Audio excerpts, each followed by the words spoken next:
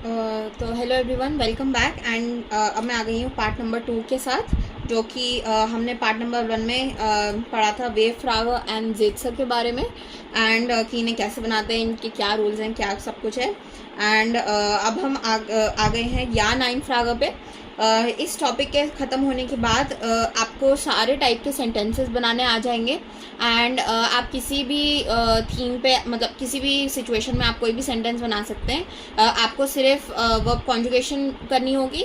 And verb conjugation अगर आपने last video देखा, यानी last to last video conjugation वाला वीडियो देखा होगा, तो आपको कॉन्जुगेशन भी बहुत ईजी से समझ आ गई होगी। एंड फिर आप कोई भी सेंटेंस बना सकते हैं, ठीक है। सोच के ही सही, बट आप सेंटेंस बना सकते हैं, ठीक है। तो चलिए या नाइन फ्रागर से शुरू यानी इस पे ही हैं हम, तो इसी से शुरू करेंगे। एंड या नाइन फ्रागर, येस नो क्वेश्चन, ठीक है। या नाइन है ना, येस नो क्वेश्चन। कुछ भी मतलब अलग नहीं है, कुछ भी डिफरेंट नहीं है, सिर्फ हमें एक ही चीज़ करनी है। मैं यहाँ पे लिखती हूँ, आप देखना मैं लिखूंगी, आप समझ जाएंगे कि क्या है इसका मतलब, ठीक है।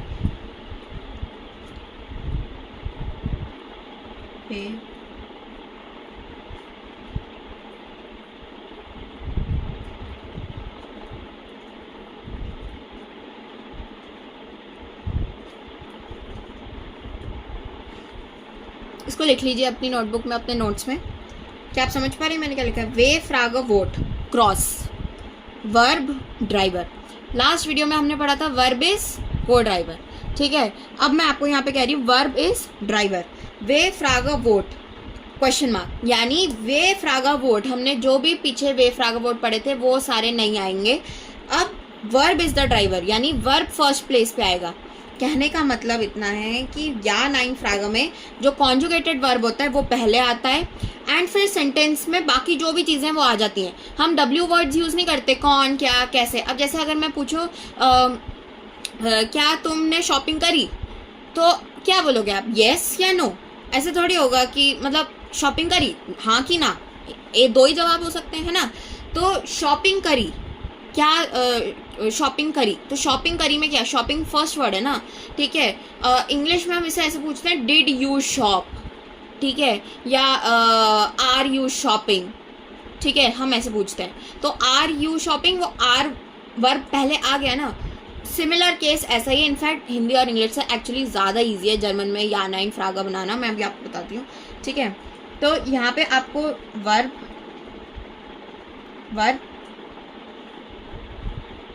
Everything else,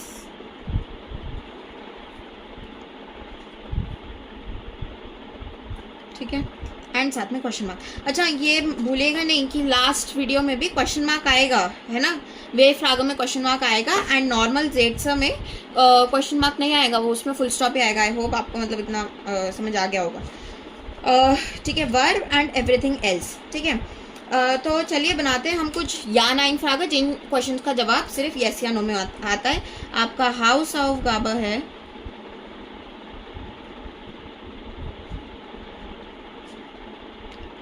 to फ्रागर। ओहो, इधर जगह कम पड़ गई, मैं इधर नीचे लिख देती हूँ। स्वाय फ्रागेन, स्वाय, आई होप स्वाय 2 होता है, सालन वाला वीडियो देख लीजिएगा। तो verb and everything else and question mark and में आ जाएगा। चलिए बनाते हैं, एक फर्स्ट बनाते हैं, ठीक है। कोई भी बना लीजिए। हाँ, एक आप बना सकते हैं काउफ। अच्छा, आप इसका मतलब समझिएगा। काउफ्स डू आइना टैशर, टैशर का मतलब होता है एक पर्स या एक बैग। काउफ्स डू आइना टैशर, ठीक है। या फिर हम दू बहुत ले रहे हैं, हम इसको चेंज कर देते हैं, काउफिन वियर आइना टैशर। क्या मतलब है इसका? काउफिन वियर आइना टैशर, क्या मतलब है इसका? यस या नो में आएगा। क्या हम एक पर्स या बैग खरीद रहे हैं, तो इसका यस या नो आएगा। तो मैं पहले लिखती हूँ नाइन। अच्छा, अब इस एग्जाम में आपको आंसर कैसे करना है, या आपको ओरल एग्जाम में पूछेंगे वो या नाइन फ्रागर बनाने के लिए, तो आपको बोलना है यस या नो में से कोई एक जवाब। नाइन वियर काउफिन। अब आप बोलेंगे कि पहले तो कहा था कि वर्ब हमेशा को ड्राइवर होता है, कि यहाँ सेकंड प्लेस पे क्यों नहीं है। आप इसको सेकंड प्लेस पे डाल सकते हैं, पर नाइन, या, एंड मैं आगे आपको 3 वर्ड्स और बताऊंगी, इनसे कोई फ़र्क नहीं पड़ता, इनके बाद आप मतलब एक नॉर्मल सेंटेंस ही बना सकते हैं। तो यहाँ पे मतलब वी आर काउफेन ये करेक्ट है, आपके कोई गलती नहीं निकालेगा, ठीक है। 9 वी आर काउफेन, कुछ और खरीद लीजिए, वी आर काउफेन आइन होज, ठीक है। तो are we buying a bag, नहीं, वी आर बाइंग पैंट्स, यहाँ पे आईना नहीं आएगा, या आप इसको होजर ना लेके कोई और भी एग्जाम्पल ले सकते हैं अगर आपको होजर नहीं लेना, ठीक है।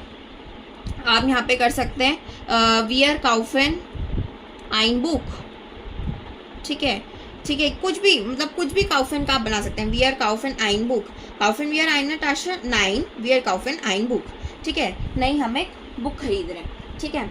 अब एक दूसरा और क्वेश्चन मैं बनाती हूँ, ठीक है। इसका आंसर कैसे लिखेंगे आप बताइएगा। आप कोई भी और सेंटेंस बना सकते हैं, ठीक है। मैं एक सेंटेंस बना देती हूँ, एस्ट ईयर फ्लाइश, ठीक है। मान लीजिए आपके कोई घर आया एंड आप उनसे पूछते हैं एस्ट ईयर फ्लाइश, क्या आप सब मीट खाते हैं, तो वो क्या जवाब देंगे, या 9 में क्या बोलेंगे, वो आप कैसा लिखना चाहते हैं वो आप खुद से सेंटेंस बनाइए जैसे मैंने यहाँ पे लिखा है, ठीक है। चलिए अब हम आते हैं एक नेक्स्ट पार्ट पे, नेक्स्ट पार्ट नहीं मतलब एक थर्ड पार्ट पे, थर्ड सेंटेंस पे। मान लीजिए कि कुछ लोग पार्टी में गए, ठीक है। तो मैं अगर लिखूं हाफ ईयर स्पास, स्पास यानी फन, ठीक है, हाफ ईयर स्पास, तो वो क्या जवाब देंगे, या। अब आप समझिए, ठीक है। जब ये मैं पूछ रही हूँ, मैं कुछ मल्टीपल लोगों से पूछ रही हूँ, ठीक है।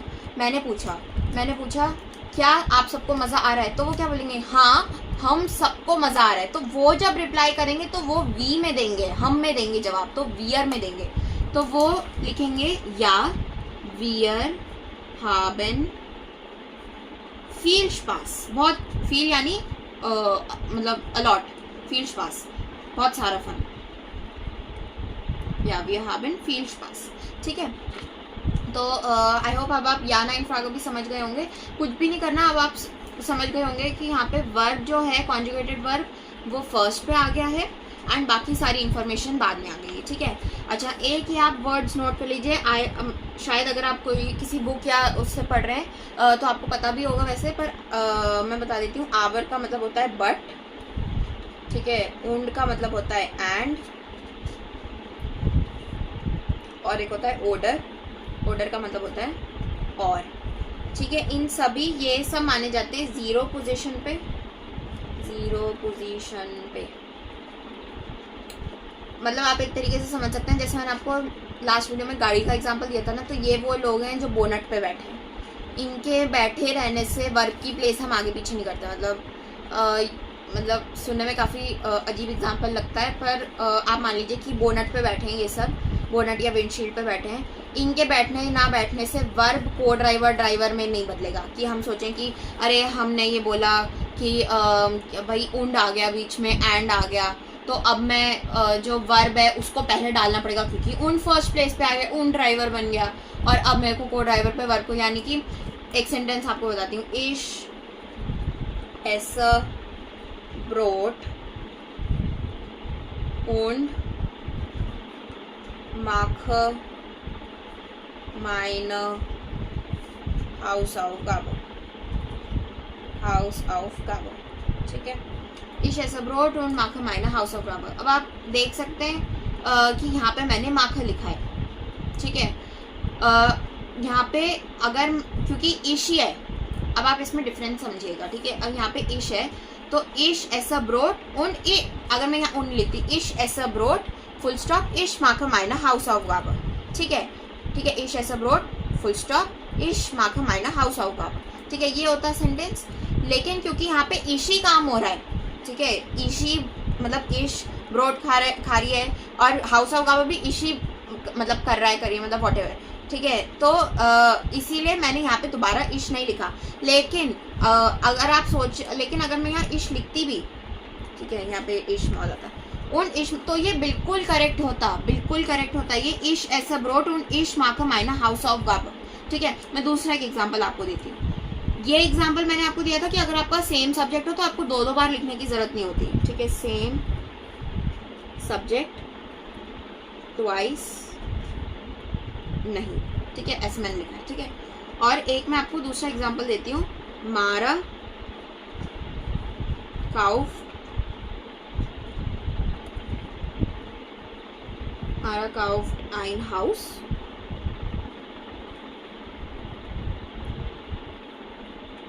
aber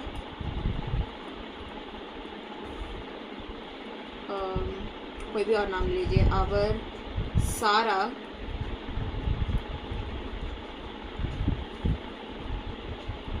verkauft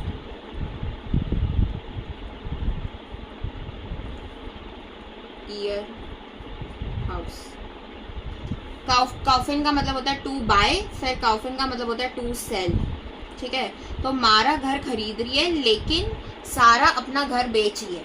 ठीक है, तो यहाँ पे अब आप देख सकते हैं कि मारा सारा अलग अलग है ना।